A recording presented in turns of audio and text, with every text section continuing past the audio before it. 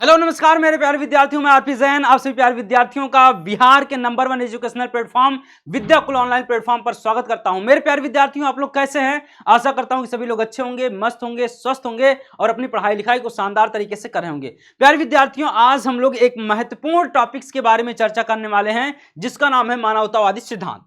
मानवतावादी सिद्धांत या इसी को आवश्यकता का सिद्धांत बोलते हैं या इसी को मांग का सिद्धांत बोलते हैं, जो बहुत ही जरूरी होता है मनुष्य के जीवन जीने के लिए।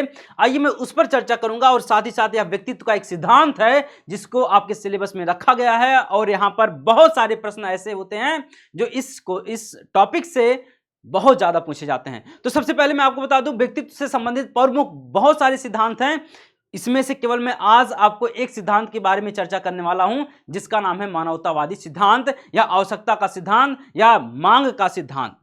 तो सबसे पहले अगर बात करूं बेटा, यहां पर पहला आपको दिख रहा होगा मनोविश्लेषणात्मक सिद्धांत। बहुत इंपॉर्टेंट ये भी है, अगला वीडियो मेरा इसी पर होने वाला है। इंपॉर्टेंट ये भी है और इस पर हमारा अगला वीडियो होगा। यहां पर मनोविश्लेषणात्मक सिद्धांत, इसको सिगमंड फ्रायड के द्वारा दिया गया। दूसरा मांग या आवश्यकता का सिद्धांत, इसको किसने दिया? इसी को आज बेटा इसी को मानवतावादी सिद्धांत भी बोलते हैं। मानवतावादी सिद्धांत, मानवतावादी सिद्धांत क्यों बोलते हैं, आइए मैं अभी इस पर चर्चा करूंगा। मांग या आवश्यकता का सिद्धांत जिसको अब्राहम मैस्लो के द्वारा दिया गया। इसके बाद में शरीर रचना के आधार पर शेल्डन और क्रेस्मर का जो व्यक्तित्व का सिद्धांत दिया गया। शेल्डन के अनुसार व्यक्तित्व शरीर को 3 भागों में बांटकर अध्ययन किया गया था और क्रेस्मर के द्वारा 4। वो 4 क्या हैं? 4 व्यक्तित्व के सिद्धांत हम लोग जब पढ़ेंगे तो वहां पर चर्चा करेंगे। सामाजिक दृष्टिकोण से कार्ल जूंग का बेटा व्यक्तित्व का सिद्धांत क्या है, और लास्ट में हमारा लास्ट वाला टॉपिक होगा शील गुणों का सिद्धांत या आलपोर्ट या कैटल के द्वारा इसको दिया गया था। आज हम आपको बताने वाले हैं बेटा मांग या आवश्यकता के सिद्धांत के बारे में। सबसे पहले अगर मैं बात करूं कि मानवतावादी संप्रदाय के जनक के रूप में कौन जाने जाते हैं, तो मानवतावादी सिद्धांत को जो दिया है उसी को मानववाद संप्रदाय के जनक के रूप में भी जाना जाता है। यानी मांग या आवश्यकता का सिद्धांत, मानवतावाद संप्रदाय भी इसी को कहा जाता है। इसकी स्थापना अब्राहम मैस्लो के द्वारा करी गई थी। इनके समर्थनकर्ता कौन कौन है? समर्थनकर्ता का मतलब इनकी बात को सपोर्ट कौन कौन करते हैं, तो यहां पर आपको एक मनोवैज्ञानिक दिख रहे होंगे, कार्ल रोजर्स, और दूसरा आलपोर्ट। वही आलपोर्ट बेटा जिन्होंने 16 पीएफ का सिद्धांत दिया था। किसका बेटा? 16 पीएफ का जो सिद्धांत दिया था वही है।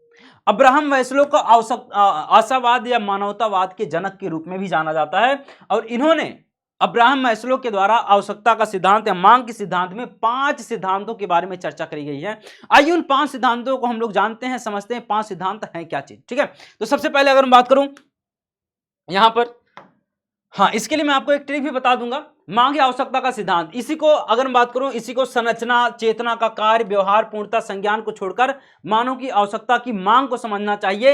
एक कथन जो है अब्राहम मैस्लो का है। किसका बेटा? अब्राहम मैस्लो का है। अब्राहम मैस्लो कहते हैं कि सबसे पहले हमें मनुष्यों की जो आवश्यकता है उस पर ध्यान देना चाहिए, ना कि उसकी चेतना के कार्य पर, ना व्यवहार पर, ना संज्ञान पर। सबसे ज्यादा अगर जरूरत है तो किस पर बेटा? आवश्यकता। मनुष्य की आवश्यकता, बेसिक नीड्स क्या हैं? अब्राहम मैस्लो ने 5 आवश्यकता बताई हैं। कितनी आवश्यकता बेटा बताई बेटा? 5 आवश्यकता। 5 आवश्यकता कौन कौन सी हैं? तो सबसे पहले नंबर 1 पर, नंबर 2, नंबर 3, नंबर 4 और नंबर 5। मैं नीचे से ऊपर की तरफ लिख रहा हूं। यहां पर नंबर 1 पर आपका हो जाएगा शारीरिक आवश्यकता। शारीरिक आवश्यकता।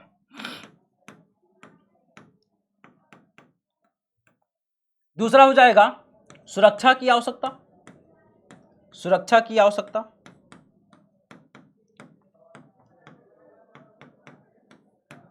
तीसरा संबंध की आवश्यकता।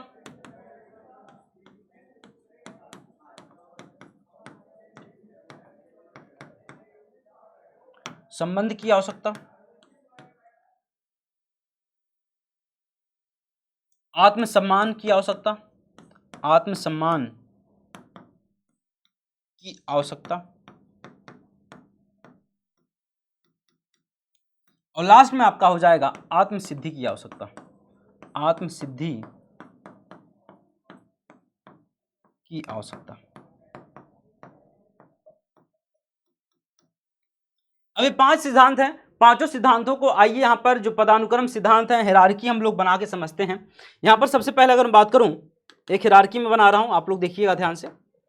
5 जो सिद्धांत हैं यहां पे, इसका मैं ट्रिक भी बताता हूं लास्ट में, ताकि चीजें आपको याद हो जाएं, लंबे समय तक चीजें याद रहेंगी।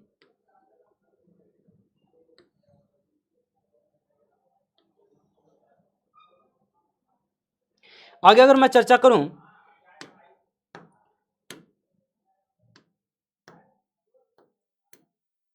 पहला हो गया, दूसरा हो गया, तीसरा हो गया, और यहां पर आपको चौथा दिख गया होगा। थोड़ा सा कलर डिफरेंट लेते हैं, व्हाइट कर देते हैं। अब यहां पर देखेंगे, सबसे पहले सबसे ऊपर अगर मैं बात करूं तो सबसे नीचे से शुरू करके हम लोग ऊपर तक जाएंगे। यहां पर व्यक्तित्व का पहला सिद्धांत, दूसरा सिद्धांत, तीसरा सिद्धांत, चौथा और पांचवा सिद्धांत। यहां पर व्यक्तित्व का पहला सिद्धांत क्या बेटा, शारीरिक जरूरत है, फिजिकल नीड्स है हमारी। फिजिकल नीड्स का मतलब शारीरिक जरूरत। शारीरिक जरूरत, हमारी शारीरिक जरूरत क्या होती है? शारीरिक जरूरत हमारी क्या होगी बेटा? भूख है, भूख, प्यास, नींद, सेक्स, रोटी कपड़ा मकान, वही हो गया ना, आदि, जो हमारी बेसिक नीड्स हैं। दूसरा हमारा आता है, और ये सबसे मानवतावादी सिद्धांत का सबसे निचला स्तर है, सबसे निचला स्तर, सबसे निचला स्तर, सबसे निचला स्तर है। सबसे ऊपर वाला जो आप दिख रहा होगा सबसे उच्च स्तर है, सबसे उच्च स्तर, सबसे उच्च स्तर है। अगर मैं बात करूं यहां पर दूसरा क्या है, दूसरा हम लोग बोलते हैं सुरक्षा की जरूरत, सुरक्षा की जरूरत, सुरक्षा की आवश्यकता।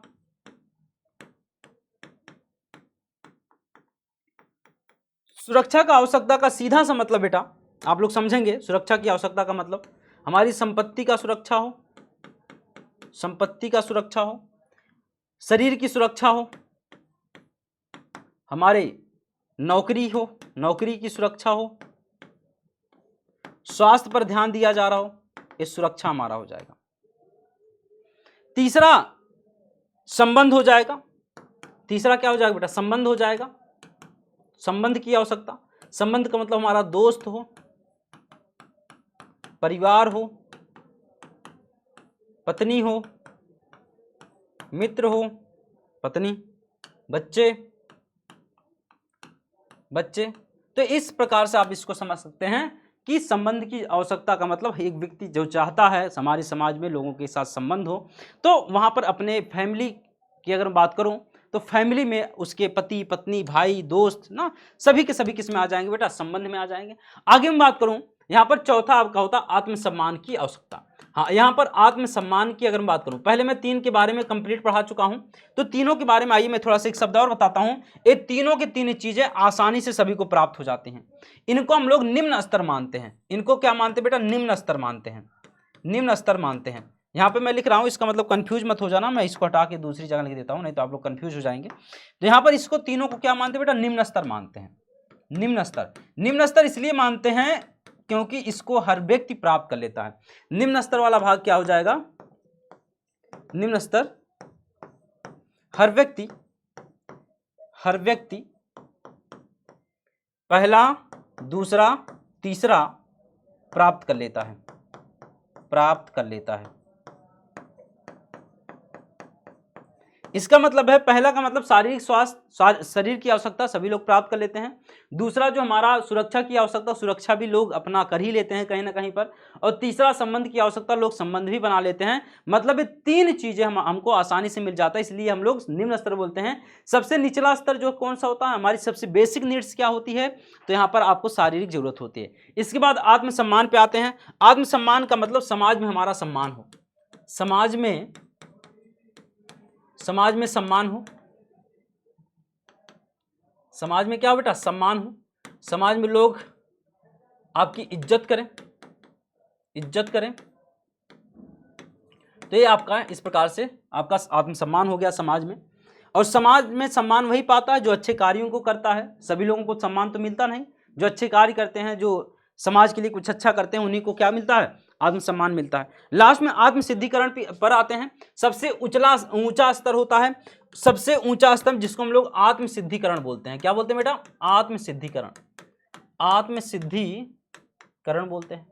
आत्म सिद्धिकरण की अगर मैं बात करूं, यहाँ पे आत्मसिद्धिकरण की अगर बात करूं, ऐसे लोग जो आत्मसिद्धि को प्राप्त कर जाते हैं, ऐसे लोग काफी कम देखने को मिलते हैं। अगर मैं बात करूं, आत्मसिद्धि सबसे ऊंची स्तर का माना जाता है, सबसे उच्च स्तर का इसलिए माना जाता है क्योंकि यहाँ पर बहुत कम ही लोग पहुंच पाते हैं। यहाँ पर जो व्यक्ति पहुंचता है वो आविष्कारक हो सकता है, आविष्कारक हो सकता है, वैज्ञानिक हो सकता है। अब बताइए देश में कितने लोग वैज्ञानिक है? बहुत ही कम लोग होते हैं। आविष्कारक हो गया, वैज्ञानिक हो गया, सृजनशील व्यक्ति हो सकता है, सृजनशील व्यक्ति हो सकता है, सृजनशीलता आदि आदि जो हैं चीजें इसमें देखने को मिलती है।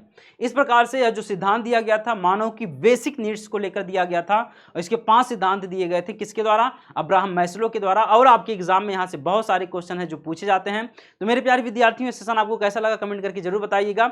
ऐसे ही सेशन मैं लेके आता रहूंगा ताकि आप लोगों का एक एक टॉपिक क्लियर होता रहे। तो सभी मेरे प्यारे विद्यार्थियों को नमस्कार, जय हिंद। मिलते हैं नेक्स्ट क्लास में।